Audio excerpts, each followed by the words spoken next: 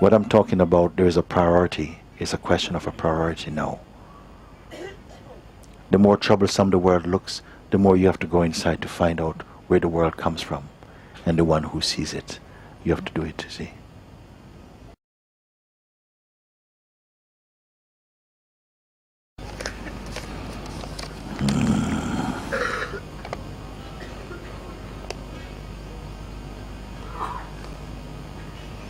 Okay, this says, Dear Mooji, can you help me to understand Advaita and the evil?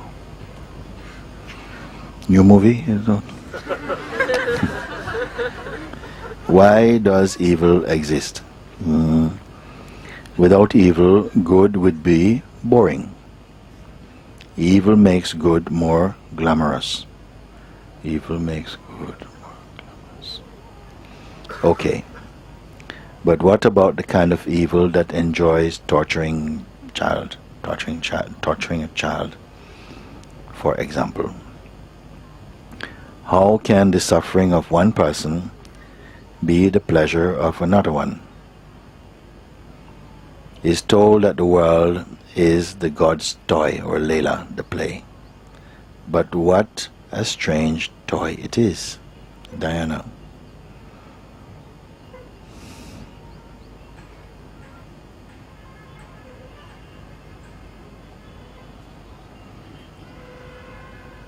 Diana.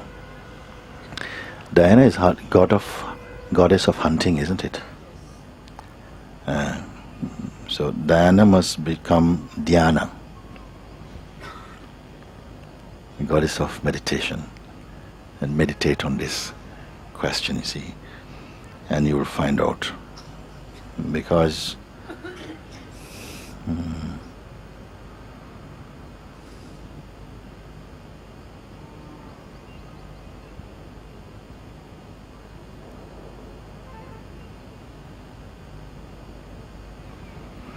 this world of cruelty and suffering is to do with when we have really forgotten our true nature and have slipped so deeply. For some people, it cannot be put, I cannot write an accurate map of existence.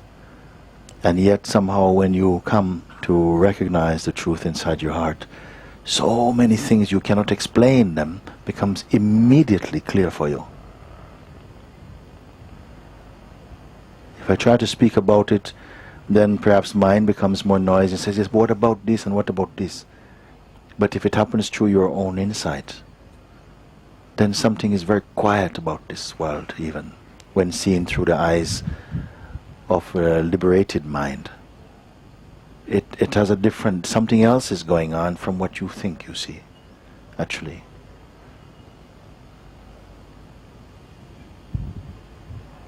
Delusion is producing all of this evil. And to say yes, God created the evil, it's not quite, it's a naive way of putting it. You can say ultimately these contrasts, they have their source in the Supreme. All this that manifests. The full dance of the interrelated opposites has to be released to be what the play it must be. You cannot have only one side of the manifestation. This interrelated opposite is there.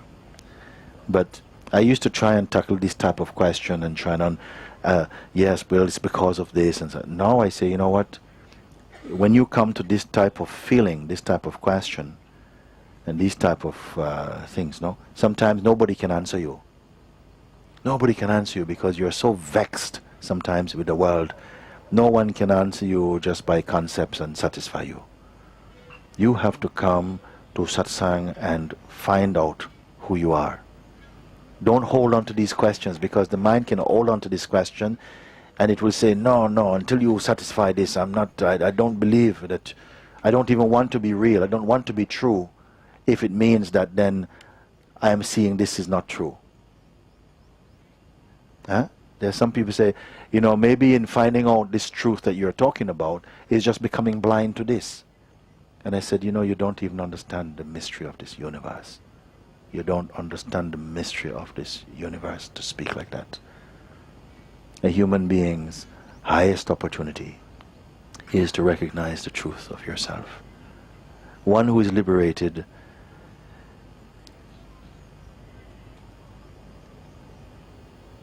the energy and power emanating out of that presence is doing a lot more good than you think even.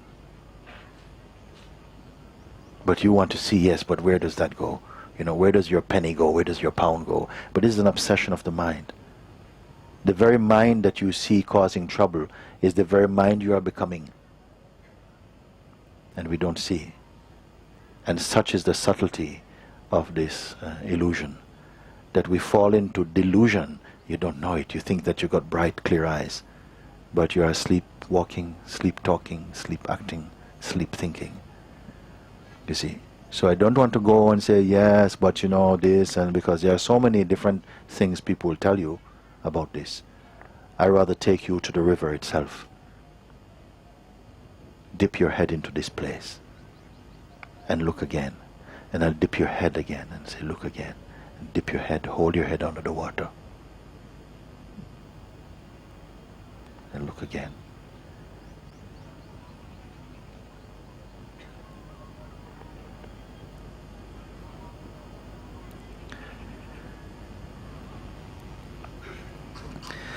If you throw a empty bottle in the water, it will make some noise. Gluk, gluk, gluk, gluk, gluk, gluk, gluk, gluk. When it's full, it becomes very quiet, and it will sink to the bottom. Someone said that the mind is like a shallow stream of water with mud very close to the surface. If you want clear water, you have to skim very lightly to sip. If you dig in, everything becomes muddy. Go to the source, find out the truth of who you are. Clean your eyes, Christ says. Remove the dirt from your own eyes, and then you will have enough clarity to remove the dirt from someone else's eyes. What I'm talking about, there is a priority. It's a question of a priority now. The more troublesome the world looks, the more you have to go inside to find out where the world comes from and the one who sees it. You have to do it, you see.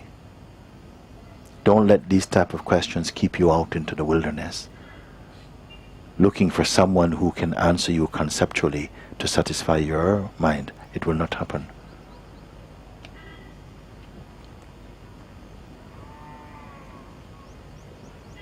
This is why I say Diana must become Dhyana. She has to contemplate this thing. And I will help you. Come and we can talk about it. But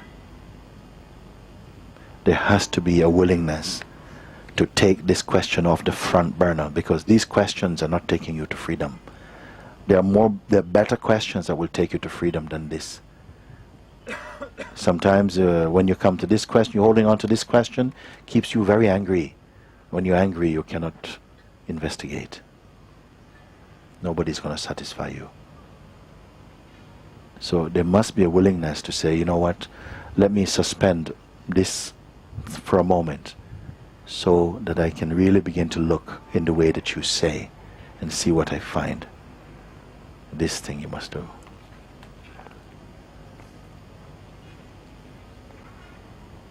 Because I've sat with people who have so many questions like this, and it appears as though they are seeking the truth, but actually they are not. They're just frustrated and angry and bitter and get caught in this question. Many, not all. Some, when they want to go beyond this question, a new openness is present with them as well. They want to go beyond this question. Then I'm not saying I want you to throw away this question. I say leave it aside for now. Come back to it later. Let's look at this first. And so that you come to answer this question for yourself, you don't have to accept my answers. You're asking me questions, but I want to take you to the very fountain of questions and answers, so that you don't have to ask anybody anymore. You will know inside your own being. Then you can argue with yourself if you want.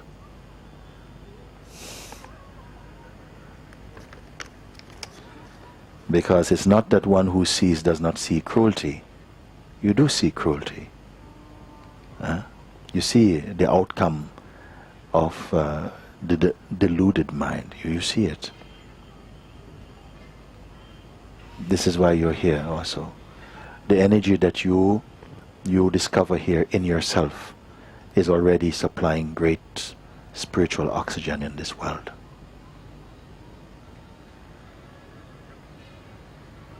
What you're imbibing here, you take back to wherever you go. You are supplying spiritual oxygen to your neighborhood, to your towns, just by being who you are, without any pride. To be true.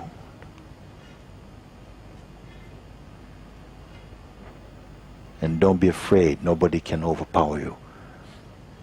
Nobody can overpower you. Just stick to truth. Don't try and make no strategy about life. You don't have to strategize. The whole world is strategizing. And they're out of sync with their own being. Such is the mind, you know. You remain firm in the truth you're discovering. Again and again, be faithful to yourself. Honor your own fidelity to the truth. And everything else you can say, leave to God, leave to the universe. You'll see with your own eyes. So.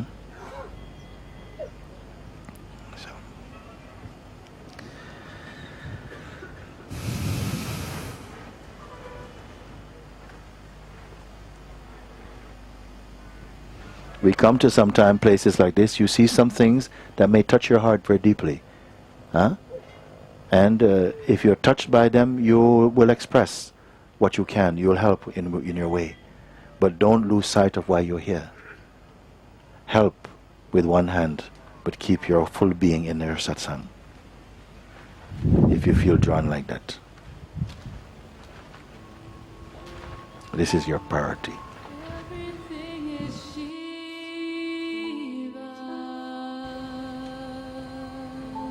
Okay, thank you.